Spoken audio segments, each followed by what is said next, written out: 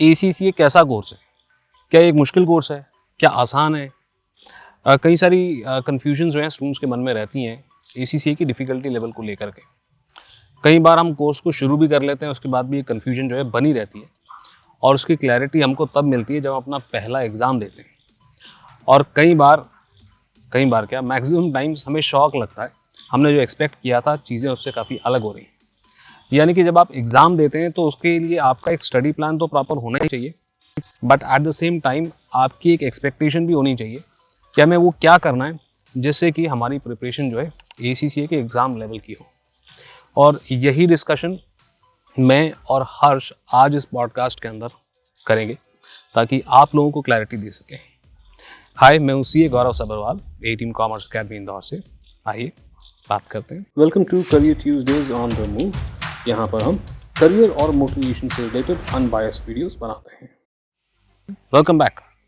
सो होता ये है कि हर स्टूडेंट स्लाइटली अलग अलग बैकग्राउंड से आता है। अब ACCA ने कई सारी एग्जामिनेशन रूट्स दे रखी हैं, तो कुछ लोग अपनी क्वालिफिकेशन कंप्लीट करने के बाद एग्जामिनेशन लेते हैं।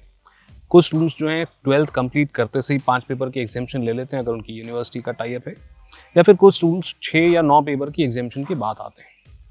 वहीं पे कुछ स्टूडेंट्स जो जॉब कर रहे होते हैं, अपना वर्किंग प्रोफेशनल्स होते हैं, करियर में वैल्यू ऐड करने के लिए ACCA को एक अच्छा ऑप्शन मान करके चल रहे होते हैं। अब हर कोई एक अलग अलग माइंडसेट से आता है, तो हम इस पॉडकास्ट के अंदर यही करेंगे कि जो लोग अलग अलग बैकग्राउंड से आए हैं, एक अलग अलग माइंडसेट के साथ आए हैं, उन्हें ये समझ में आए कि उन्हें क्या करना है अच्छा परफॉर्म करने के लिए एग्जाम में। उनकी एक्सपेक्टेशन रियलिस्टिक होनी चाहिए। और साथ ही साथ में ये भी डिस्कस करेंगे कि जो आपके एग्ज़ाम है, अगर उसके अंदर सिर्फ 1 महीने का समय बचा है तो आपको क्या करना चाहिए in order to make sure कि आप पूरे कॉन्फिडेंस के साथ एग्ज़ाम के अंदर जाएं।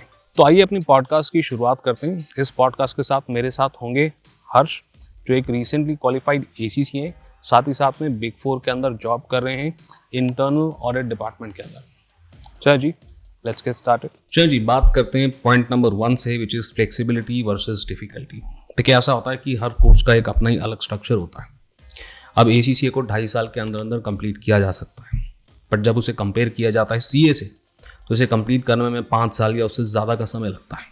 और ACCA के अंदर एग्जाम्पशंस भी हमको मिल जाती हैं, जिससे ये सफ़र और शॉर्ट हो सकता है।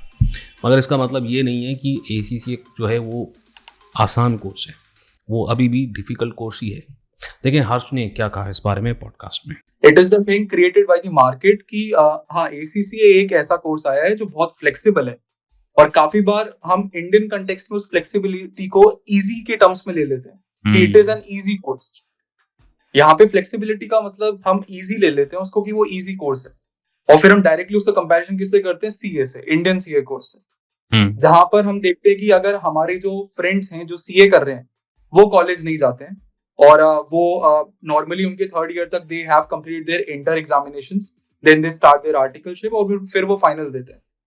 That is the case. लेकिन जब वो अपने ACCA काउंटर पार्ट्स को देखते हैं तो दे से कि अरे 3 साल में उसने पूरा कोर्स कर लिया है, बिकॉज ही और she had the exemptions. That was the thing. और हम इसको सोचते हैं कि क्योंकि ACCA हम ग्रेजुएशन के साथ में कर पा रहे हैं, पूरा कोर्स कंप्लीट, हम एफिलिएट बन पा रहे हैं, तो दैट इज द केस कि ये बहुत इजी कोर्स है कि हम एक प्रोफेशनल लेवल क्वालिफिकेशन हमारे ग्रेजुएशन के साथ में कंप्लीट कर सकते हैं। तो एक बहुत बड़ा मेंटालिटी गैप यहाँ पर आ जाता है कि जब हम इसको फ्लेक्सिबिलिटी को इजी के टर्म्स में देखने लग जाते हैं, जो मेजॉरिटी स्टूडेंट्स करते हैं। बिकॉज मैं सिर्फ बहुत ही गलत नोशन बन चुका है मार्केट के अंदर कि स्टूडेंट्स इसको सोच रहे हैं कि it is an easy course rather than flexibility जो ACCA प्रोवाइड करता है। अब इस वजह से होता क्या है कि जब हम ये सोचने लग जाते हैं कि it is an easy course, तो हमको लगता है कि ठीक है, मेरे कॉलेज के जैसे एग्जाम्स होते हैं, mid sem exam, semester and exams, मैं एक रात पढ़ूंगा या 1-2 हफ्ते पहले पढ़ूंगा और उसको निकाल लूंगा पेपर को। और इसलिए मैं कहता हूँ कि ACCA एक आसान कोर्स नहीं है, फ्लेक्सिबल कोर्स है। इसलिए इसको भी आपको सिस्टमैटिकली अप्रोच करना चाहिए। स्पेशली मैं उन स्टूडेंट से बात कर रहा हूँ जो कि एग्जामिनेशन लेकर के इंडियन कॉलेजेस के अंदर ACCA कोर्स को अप्रोच करते हैं। You need to be very careful, this is not an easy course. आपको उस हिसाब से माइंडसेट बना करके इसे परस्यू करना है। राइटली सेड, मैं इसकी ACCA की गलती नहीं मानता, बट कॉलेजेस जो पढ़ा रहे हैं उन्हें ही ठीक से अगर गाइडेंस प्रोवाइड कर दी जाए, एक प्रॉपर स्टडी प्लान होना चाहिए, इतने बार स्टूडेंट की रिवीजन होनी चाहिए, तो ये चीज़ें उसको कंप्लीट करनी है, ये तुम्हें एटलीस्ट तुम कन्वे तो कर पाओ अपने स्टूडेंट्स को मैसेज कि this is the kind of serious planning it is required for you to at least you have a good chance in clearing ACCA। चलो जी, बात करते हैं पॉइंट नंबर 2 की, कि ACCA की कुछ इंटीग्रेटेड प्रोग्राम्स हैं बैचलर्स के साथ जो यूके में भी चलाए जाते हैं और इंडिया में भी चलाए जाते हैं। दोनों में क्या फ़र्क है और आपका क्या माइंडसेट होना चाहिए। But before we move ahead, अगर इस चैनल को आपने सब्सक्राइब नहीं किया अभी तक तो प्लीज़ सब्सक्राइब कर लें और वीडियो को लाइक भी कर दें अगर इसी तरह के इंसाइटफुल वीडियोस आप देखना चाहते हैं।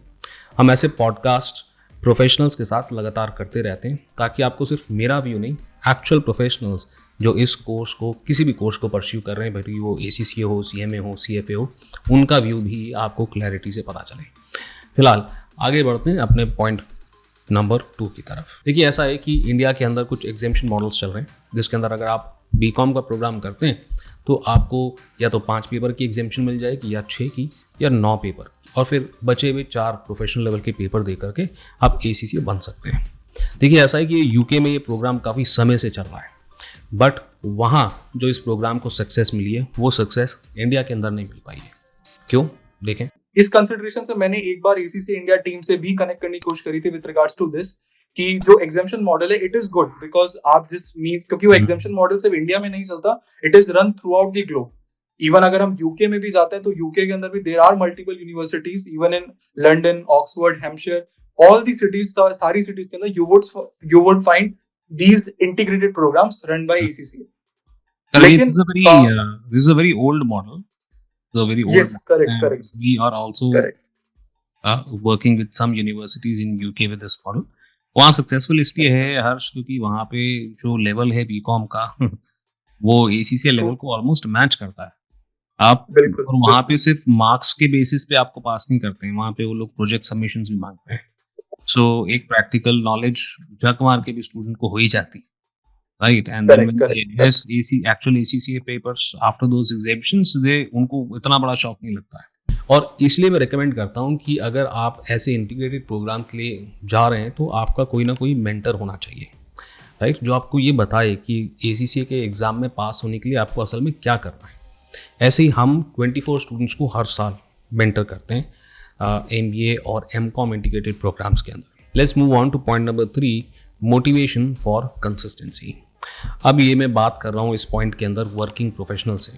देखिए, वर्किंग प्रोफेशनल्स वो लोग हैं जिन्हें डे टू डे बेसिस पे फुल टाइम जॉब पे भी जाना है, घर भी संभालना है और उसके बाद फिर फाइनली पढ़ाई भी करनी है।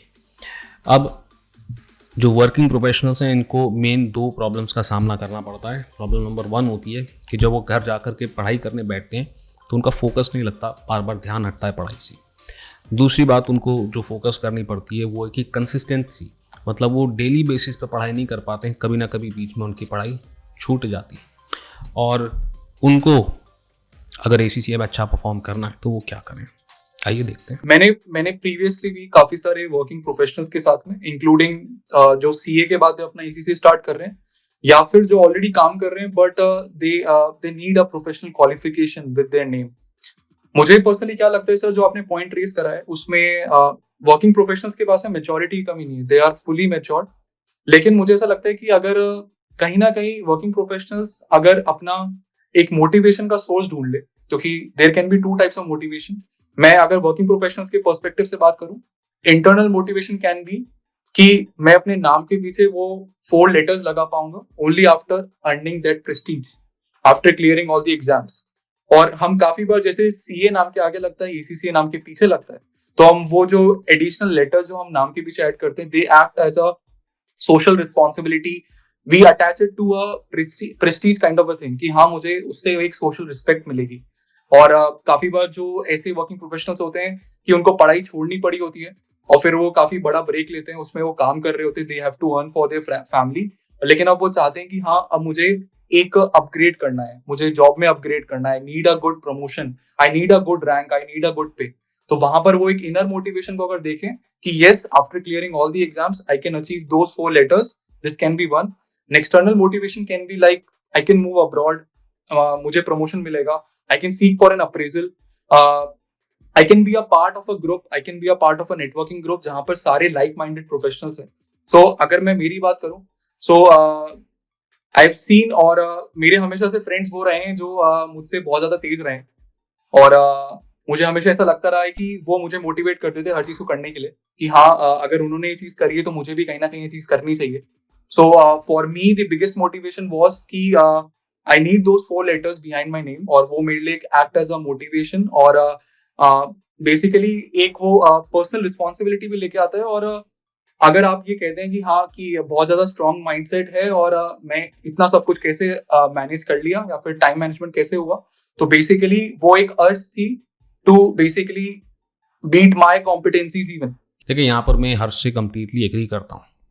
अब मैं भी जब सीए कर रहा था तो मेरे दिमाग में भी जो स्ट्रॉन्ग मोटिवेशन थी वो ये थी कि जब मैं सीए बन जाऊँगा और मैं मेरे पेरेंट्स का चेहरा देखूंगा मुस्कुराता हुआ तो मुझे कितना अच्छा लगेगा.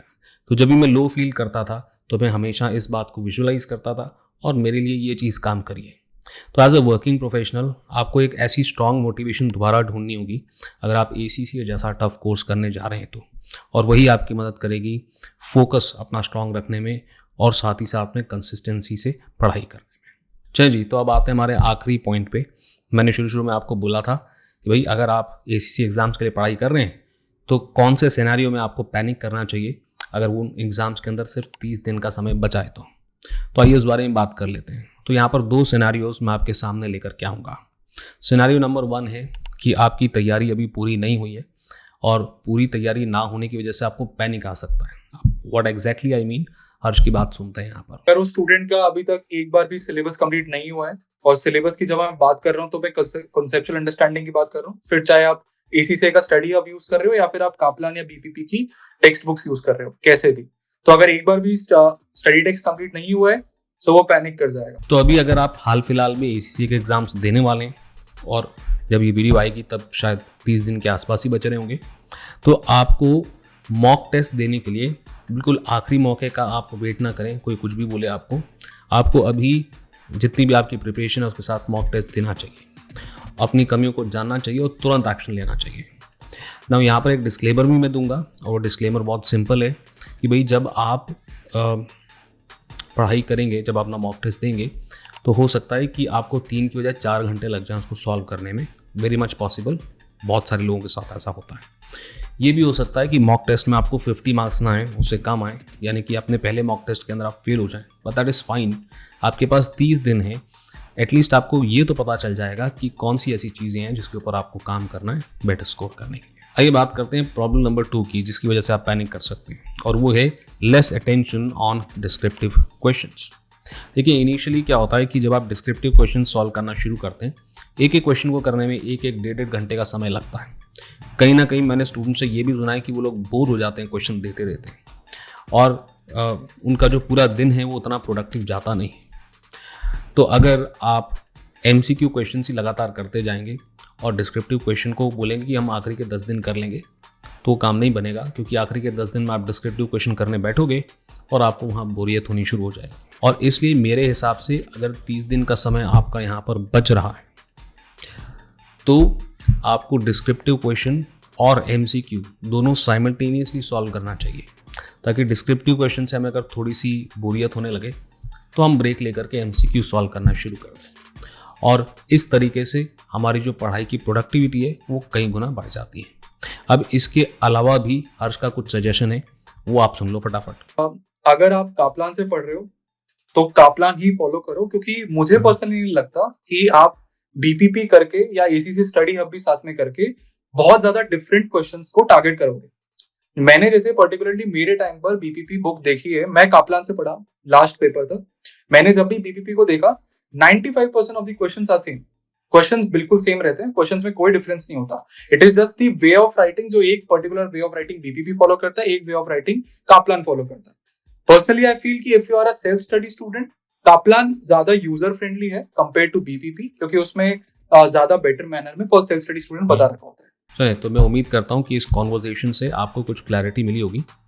मुझे या हर्ष को लिंक्डइन पर आप फॉलो कर सकते हैं. लिंक्डइन का जो लिंक है वो आपको डिस्क्रिप्शन के अंदर मिल जाएगा. और ये जो पूरा का पूरा पॉडकास्ट है जिसमें पूरी डिटेल में हमने बातचीत कर रखी है, ये भी आपको लिंक्डइन पे मेरी प्रोफाइल पे बहुत जल्द देखने के लिए मिलेगा. सो वहाँ पर भी फॉलो कर सकते हैं. अभी के लिए इतना ही. मैं आपसे मिलता हूँ अगली वीडियो में.